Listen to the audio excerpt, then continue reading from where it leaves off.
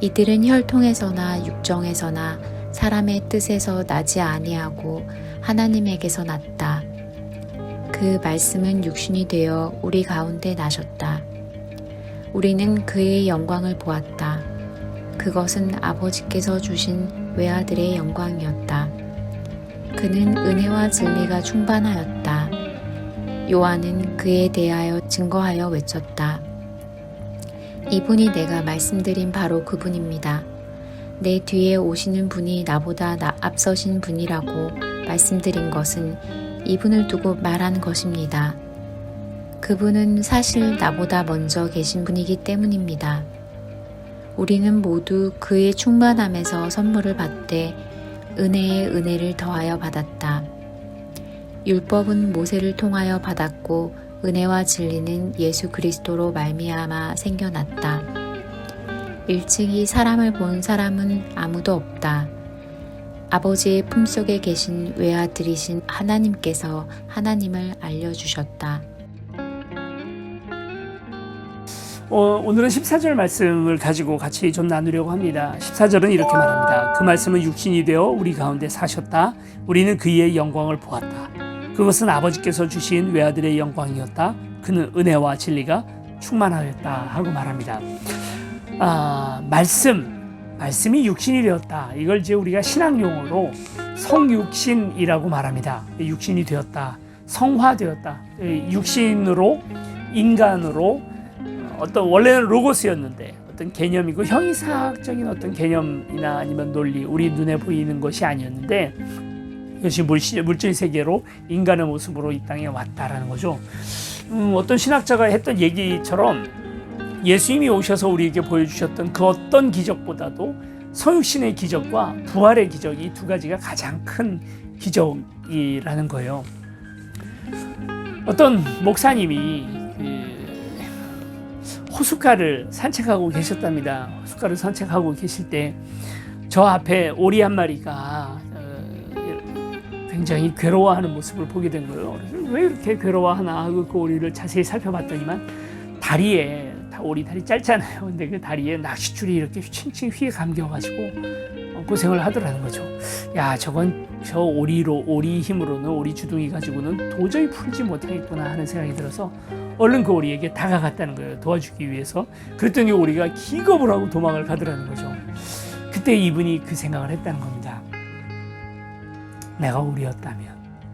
내가 오리였다면 도와줄 수 있었을 텐데 괜한 오해를 해서 사람이 다가가니까 오리가 놀라서 도망을 가는데 내가 오리였다면, 그 마음으로 예수님께서 이 땅에 오신 거죠. 그래서 차마 그의 거룩함이 불완전한 인간의 몸으로 이 땅에 오신 사건, 이게 바로 성육신의 사건 아닙니까? 우리 이제 화신이라는 말을 잘 쓰죠. 그래서 복수의 화신, 무슨 말이냐면 복수라고 하는 개념이 마치 어떤 인격을 가지고 사람의 몸을 입고 이 땅에 온 것처럼 그 사람은 복수, 온통 모든 생각들이 복수에 꽂혀 있는 사람, 복수의 화신. 사랑의 화신, 마치 사랑이 몸을 입고 이 땅에 온 것처럼 그것에 모든 목숨을 걸었던 사람, 그 화신이라는 표현을 쓰는 거잖아요. 말씀의 화신, 그게 바로 우리 주님이십니다. 그러니까 사람의 말은 그냥 공기를 이렇게 떨다가 운이 좋아야 이렇게 유튜브나 이런데 그래도 녹음이 돼가지고 그래도 좀 남는 거지. 공기를 떨다가 그냥 이걸로 끝나는 게 우리의 말이라면 허무한 말이죠. 그런데 하나님의 말은 어떤가? 하나님의 말씀은 그렇지 않습니다. 능력이 있고 창조력이 있고 신성하십니다. 그 말씀이 인격이 되어서, 사람이 되어서 이 땅에 오셨다는 거예요. 그게 바로 성육신 아닙니까? 성육신의 이 놀라운 기적, 홍해바다 갈라지는 것보다 그 무리를 걸으셨던 기적, 5,000명을 오병이어의 기적으로서 먹였던 그 기적, 물이 포도주가 바뀌는 그 기적보다 더 놀라운 그 기적이 바로 말씀이셨던 예수 그리스도께서 인간이 되신 사건이거든요. 그리스 로마 신화에도 비슷한 얘기가 있습니다. 제우스가 사람으로 이렇게 변해서, 변장을 해서 와서 인간 여자 사이에서 아이를 낳고, 그게 헤라클레스고 이런 얘기들이 나오거든요. 그 이야기들과는, 그런 신화들과는 격이 다른 이야기예요.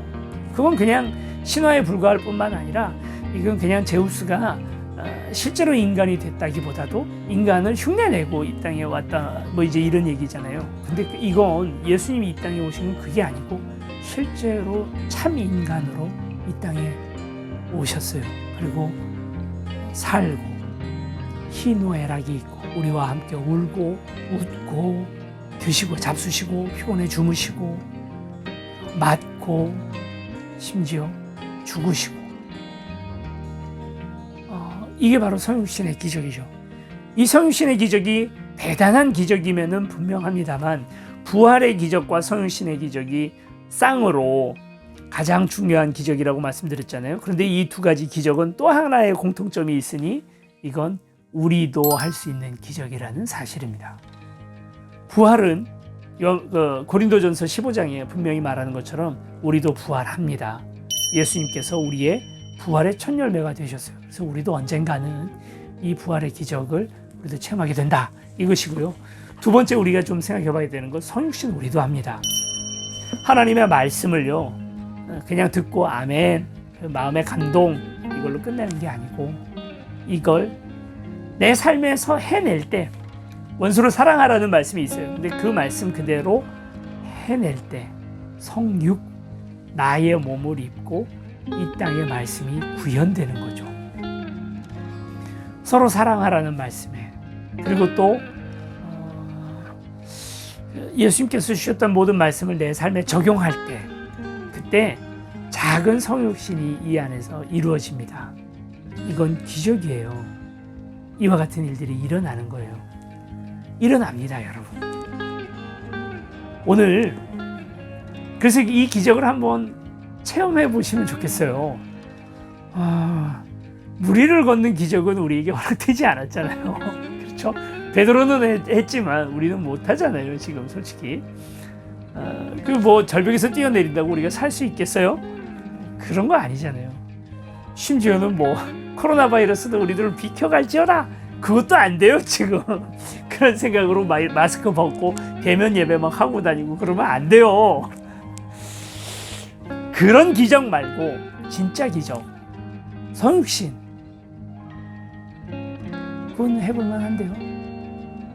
들은 말씀을 내 삶에서 육화시키는 기적, 하나님께서 기뻐하시는 기적, 기적의 사람들이 되기를